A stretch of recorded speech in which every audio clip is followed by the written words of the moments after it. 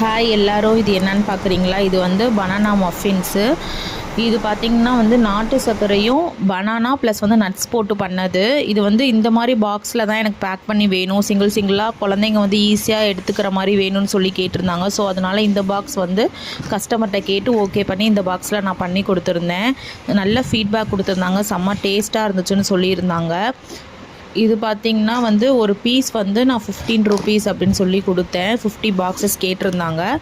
Friend வீட்டில் வந்து வரலட்சுமி நோன்பு கும்பிட்டுருந்தாங்க. எவ்வளோ அழகாக டெக்கரேட் பண்ணியிருக்காங்கன்னு பாருங்கள், செம்மையாக இருந்தது.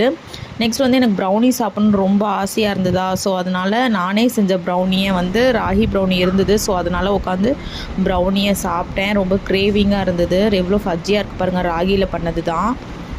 நல்ல ஒரு டேஸ்ட்டாக இருந்தது. என் பொண்ணுக்காகவே கஸ்டமர்ஸ் கேட்குறப்ப எடுத்து வச்சுருவேன். நெக்ஸ்ட்டு வந்து நல்ல ஒரு மழை பெஞ்சுதுங்க ஒரு 2 டேஸாக. அதில் சூப் செஞ்சு சாப்பிட்ணும் ஒரு ஆசையாக இருந்தது. ஸோ ப்ரொக்கோலி இருந்துச்சா, ப்ரொக்கோலியில் சூப் வச்சுருந்தேன். ப்ரொக்கோலி வந்து நல்ல ஒரு விட்டமின்ஸ் அண்ட் மினரல்ஸ் நிறைஞ்சது. நீங்களும் கண்டிப்பாக செஞ்சு சாப்பிட்டு பாருங்கள், நல்ல ஹெல்த்தியானது. தேங்க்யூ.